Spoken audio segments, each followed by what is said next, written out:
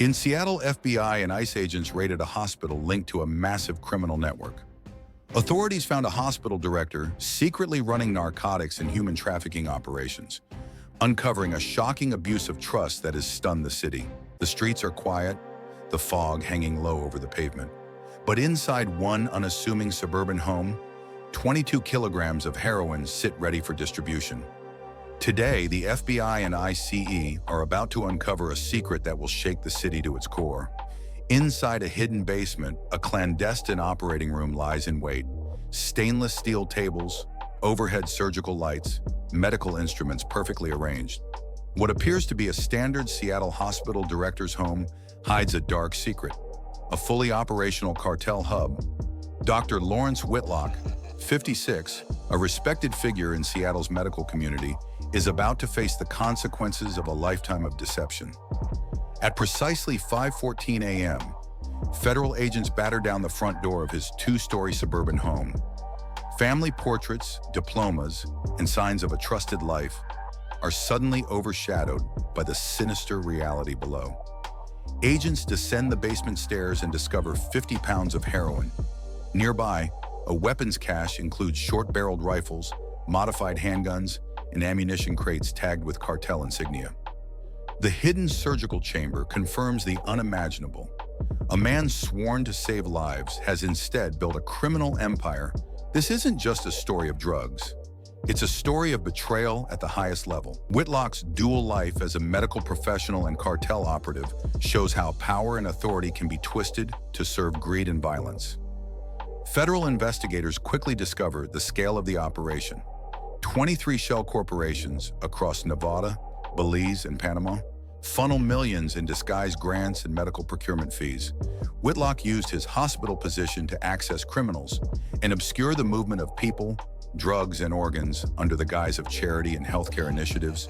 Encrypted emails reveal coded messages to cartel contacts. Move the patients tonight. Border team ready. These were not medical instructions. They were orders for human trafficking. Logistics folders, transport schedules, and medical notes show that kidnapped victims were being moved with clinical precision. A ledger details massive narcotics shipments, 1 ton of heroin, 1.5 tons of meth, and fentanyl, all routed through Washington's ferry system before sunrise. Whitlock isn't just aiding the cartel, he is a pillar of it, using his medical authority as cover for one of the most sophisticated criminal networks the Pacific Northwest has ever seen.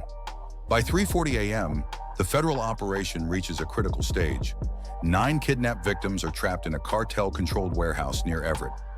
Meanwhile, convoys carrying massive narcotics shipments prepare to move. Tactical teams from the FBI, HRT, DEA, FAST, and ICEHSI prepare for high-risk interventions.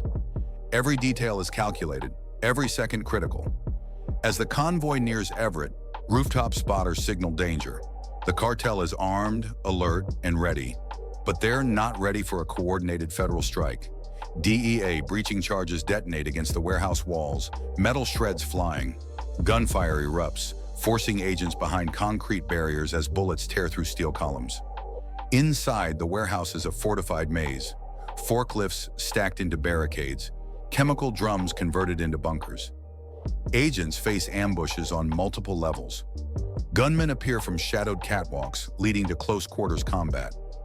Flashbangs explode, K-9 teams engage traffickers, and sniper fire neutralizes threats before they can harm hostages. Outside, cartel trucks attempt to ram the perimeter. DEA armored vehicles block their path while agents disable tires and contain the chaos. In the middle of the assault, the pivotal container is found, locked and reinforced. Bolt cutters snap open the heavy doors, revealing 9 terrified hostages bound, freezing but alive. The final gunman surrenders as the sun rises over Everett's waterfront. The operation's scale is staggering. 2.5 tons of narcotics, 324 weapons, bundles of cash, gold certificates, and offshore banking documents totaling $52 million seized before they could vanish into the cartel's global network. But the greatest achievement is saving 9 human lives.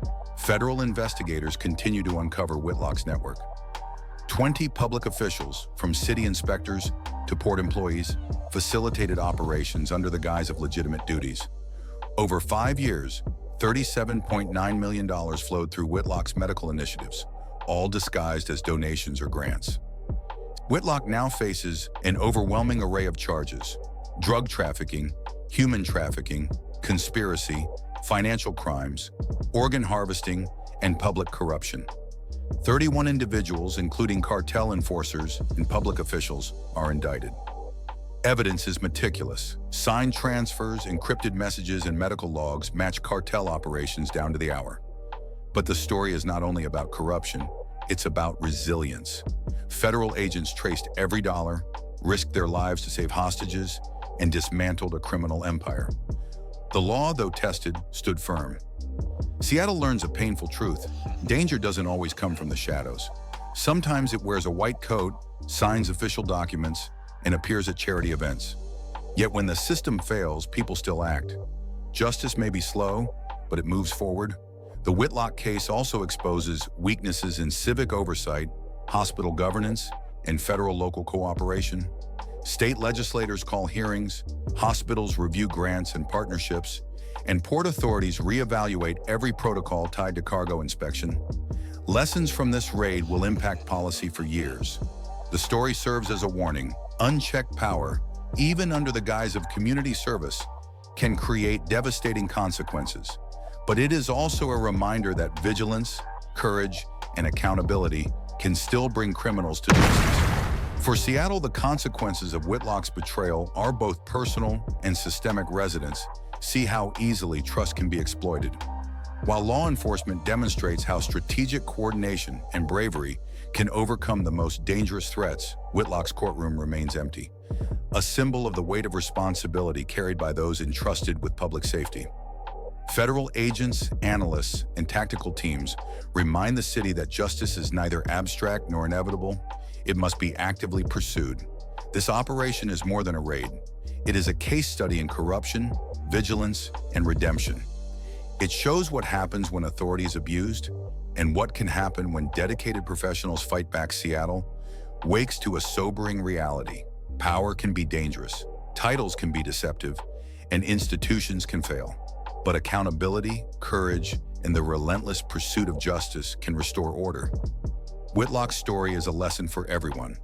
No one is above the law, and when the system falters, people still act. Justice, though bruised, remains unbroken. Like, share, and comment if you believe accountability must apply to everyone, no matter their title. As the details of Whitlock's operations continue to surface, Seattle residents are left grappling with the scope of betrayal. People who once admired his public speeches and community involvement now question every decision he made and every trust they placed in city institutions. Emergency city meetings are convened. Hospital boards audit years of medical donations and partnerships. Port authorities inspect every shipment linked to past contracts. Every signature Whitlock touched is examined, and every approval he influenced is scrutinized. Citizens demand transparency, and lawmakers promise accountability. Psychologists and community leaders weigh in, explaining how this case shakes public confidence. When a figure of authority betrays trust so profoundly, fear and skepticism ripple across every layer of society. From parents sending children to hospitals, to employees trusting their supervisors, to officials signing off on civic projects. Meanwhile, federal agents continue piecing together the remaining fragments of Whitlock's network. International connections to shell corporations and money laundering schemes reveal a web that reaches beyond the U.S. into Mexico, Panama, and Venezuela.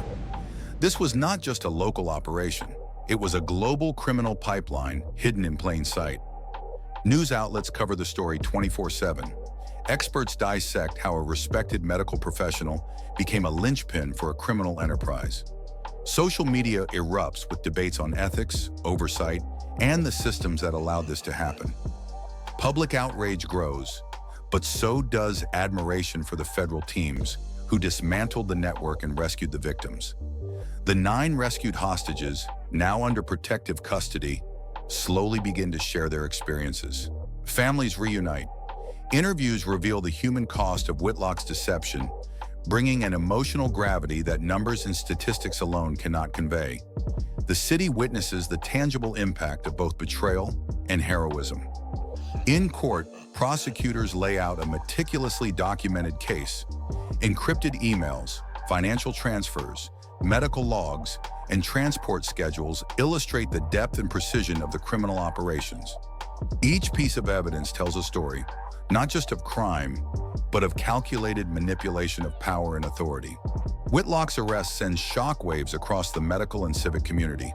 Hospitals re-examine protocols, city officials review oversight procedures, and state legislators begin drafting reforms aimed at preventing any future misuse of authority. The case becomes a blueprint for systemic reform.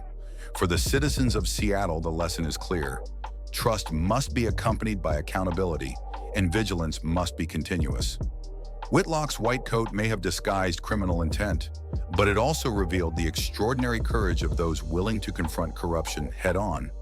As the sun sets over the city, a sobering realization remains. Institutions may fail, but people do not.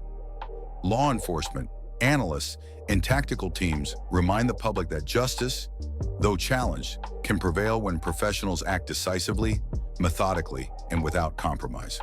And as Seattle begins the long process of healing, reform, and rebuilding trust, one truth stands out. Vigilance is not optional. Accountability is not negotiable. Integrity is not disposable. Those entrusted to protect the public must never forget that their actions, or inactions, have real consequences for real people. Whitlock may have fallen, but his story becomes a lasting reminder.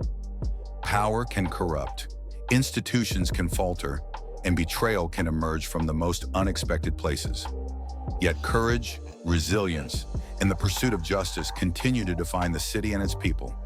For every system that fails, there are individuals who will act. For every secret criminal empire, there are heroes ready to dismantle it.